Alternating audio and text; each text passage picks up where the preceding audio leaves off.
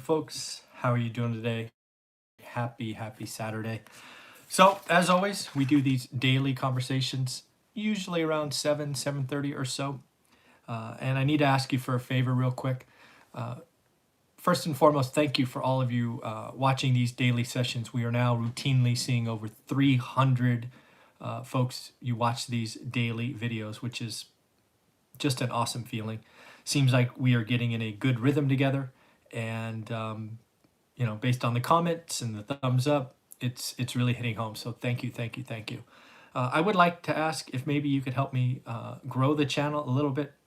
Maybe share a few of these daily news updates with your social media, maybe on Facebook, LinkedIn, wherever you happen to be. As I'd love to see the channel grow even more and really take us from maybe 300 listens to 1,000. I think that would be really cool, and I will need your help. So if you are watching this, go ahead and hit that subscribe button, thumbs up, leave some comments, and of course, help me grow the channel would be greatly appreciated. So today's list of activities. First, we can start with a little bit of fun. Looks like we have transitioned from hoarding TP, or toilet paper, to now hoarding hair dye.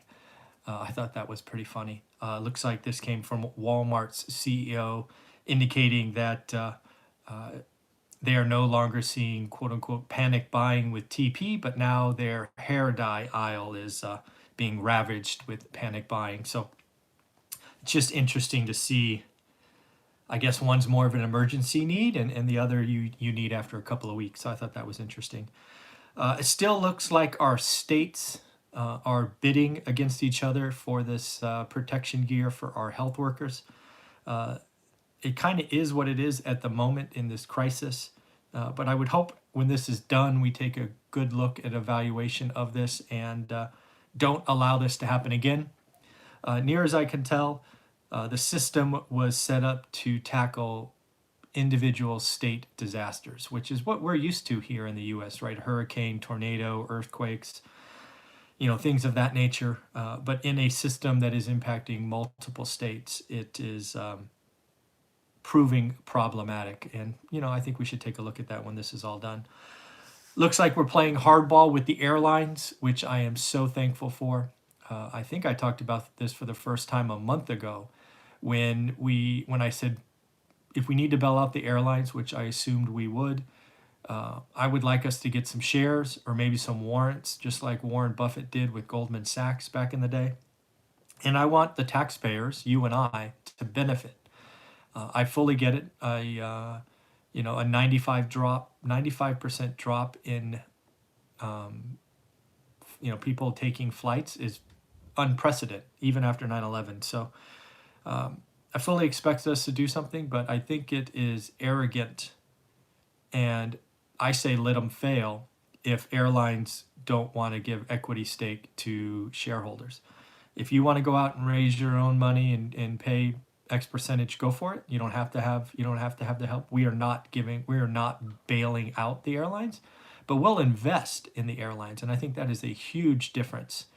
And frankly, I think we'll be investing in many things, with hotels and others being right behind the airlines. But again, I want us to invest so that in some period in the future, when this is long behind us, the taxpayer benefits. It's that simple.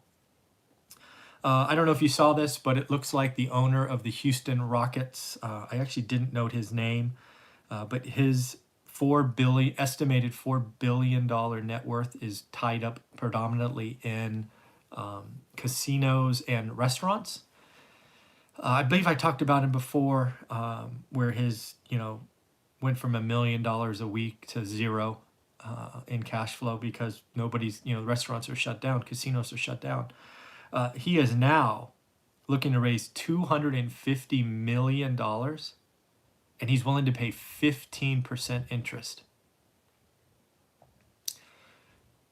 That's desperation, right? He has already personally invested $50 million to keep his empire running and employees paid, so good on him. But it looks like he needs $250 million to get through the rest of this year, and again, he's willing to pay 15%. This is desperate times. On that front, I had a builder reach out to me yesterday. He was doing something in Oregon, where he was building a beautiful, I think it was 1.5 or 1.6 million dollar home. At least that's what he thinks it's worth. And he is looking to get $200,000 as a second, and he's willing to pay 20% plus 3 points. Wow, that's desperation. Of course, you should know how I feel about investing above the median. This one is like 5x the median, so I said no thanks. And oh, by the way, I would never take a second in this market. Oh, no way. But again, there are people desperate for cash, and in a billionaire paying 15%, and then a builder paying 20. We're gonna have a rough. We're gonna have a rough at least next 90 to 180 days for sure. Looks like Tesla's furloughs, we talked about that the other day, has hit sales and delivery people particularly hard. About 50% of the folks in sales and delivery have been furloughed. I just think Tesla is one of those stocks. I think we had an over under on Tesla a week or so ago. I just don't know how Tesla comes out of this. California is a very dominant market, I am sure, as is New York. And I'm guessing these two states are not as strong coming out. And Silicon Valley is not the Silicon Valley it was when we entered, right? Where the Silicon Valley is going to go through a dot-com like crash and job letting. And I just have to assume there's going to be a lot of used Teslas on the market, and new Teslas won't be selling as hotcakes. At least that's my thing. So I think the under is a good bet for sure. Then we have New York City Schools. Yeah, I saw that. I saw Cardone Capital. Yep. New York schools are shut down for the rest of the school year. I saw that this morning. I was shocked that wasn't done already, but apparently it's news now. I don't know if you saw it, but we just had a comment that Cardone Capital froze payments to its LPs for the next 90 days. First off, I told you this was coming. I told you it was coming. Second, as an operator, it's probably the right thing to do, right? I know he's celebrating 90% collection or whatever it is today, but we have a couple more months of pain, right? May and June could be, frankly, worse. So I think as an operator, holding back payments for 90 days is the right thing to do. He could have easily said the whole year. So the next 90 days is good. Easily could extend that further. I'm not making any points about whether or not I like his business model or he's dramatic or anything. I would say this about any syndicator at this point. Your job is to make sure you keep those assets, keep the tenants, and if you can, pay your investors. One of the things that's very clear is if Grant needs to go ask for forbearance, he has to stop paying his limited partners. That's one of the caveats. You can't pay your LPs, your limited partners, if you don't, if you're asking for forbearance. And again, this is terrible news for LPs who were betting on this semi-superhero and social media savant. Right? He does great marketing. But I had one Cardone Capital investor reach out to me yesterday. There might have been the day before yesterday when this first came out. I think it was Thursday when this came out, Thursday night. And he was only getting a 4.5% return on his invested capital. And, I told him I was sorry and all of that stuff, but I don't know what you're thinking. Why would you put your money in a syndicator, get 4.5%, when I teach people all the time how you can learn your market, bet on yourself, and get north of 6? I just don't get it. People, learning your market's not that hard. I teach people all the time. I'm doing another live session for my students at 9 a.m. today Pacific. Stop betting on other people. Trust yourself. Go do the homework. It's not hard. There's nothing magical about learning your market. It just takes daily execution of 10 to 15 minutes a day. Freaking A. I don't know. It's very frustrating. I was, and I let my friend know this, right?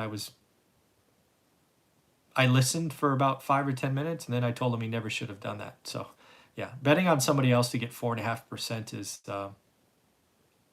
not ideal. So next up, back to my list, Twitter CEO. I don't know if you saw this. It's the largest grant or donation or whatever you want to call it. He's given up $1 billion to help with fight coronavirus. It's basically a portion of his Square stock, so I guess that will have some fluctuations, whether it stays a billion, goes up, goes down. But again, what was impressive to me is he gave away 28% of his net worth. That's a big freaking number. 28% of your net worth? I don't think I could write that check. No, there's no way I could write that check. I don't mind giving away, and it's a big part of who I will be the rest of my life, but 28%, one fell swoop? Not yet. Not willing to do that yet. Maybe as I get older, but not today. And then, given this is a real estate topic, there's just all kinds of things flying around my head. I'm wondering how Airbnb rentals are doing. I think Airbnbs in traditional business hubs probably fare okay once business travel comes back. I do think vacation rentals in hot spots that really are vacation only rentals, that's probably going to be in trouble. I expect a lot of inventory coming on. I think the mortgage industry is in for an adjustment post-event. I think mortgage rates go up, not down, because I think more mortgage rates are important. As far as what I say, learn your market, that's everybody pick their own, right? I don't think anybody has the right to tell you what market to look at. You need to learn the skill of learning your market. It's like a golf swing. Right, it feels awkward the first couple of times, and you do it 100 times or 200 times, it feels better, and then 500 times it feels better. If you can learn the skill of learning your market, pick a city, pick a zip code, pick an asset type, you'll learn it. Spend 60, 90 days, you'll learn your market, and then you can take that skill anywhere. So if you're in Detroit, great. You're in Miami, great. You're in Austin, great. You're in California, great. Wherever it is, learn your market. It's a skill. Good. That's perfect. 30 minutes from your home in Ohio is awesome. I would definitely do that. I think Ohio is a market in transition. You learn your market, you will make better investments going forward. It's really that simple. I talked about Airbnb and mortgage. Next up is New York and Bay Area. I'm very, very negative on those two cities.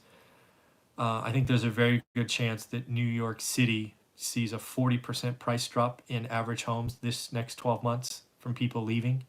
I think the Bay Area housing market is in for trouble once the tech wreck gets going, which I think will be in the next 30 to 45 days, as startups finally realize their sales pipelines are bogus, which I've been telling you for 60 days they are. I think people are going to leave. I think there's no reason to fight to stay in the Bay Area if you're living with 5 roommates. This place has to get cheaper. And then lastly, as we talked about earlier, thanks to one of the comments, LPs, such as in Cardone Capital,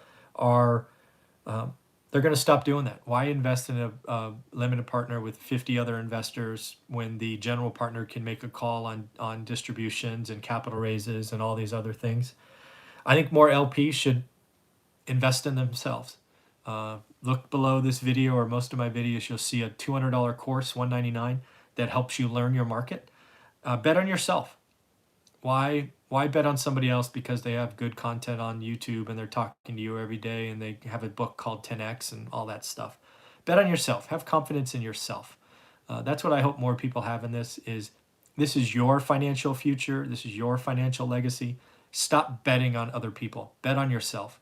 If you need help with that, well-documented course below. It's exactly what I still do today. I retired doing what's in this course. I built it for you because so many people are asking to go to coffees and lunches and I just can't do it. So, it's there. Get access to my private Facebook group, and you'll also get Facebook Lives as long as we're on lockdown. They happen every Friday or Saturday. Actually doing that today at 9 a.m. Pacific. Have a wonderful day, everyone. Take care. Bye.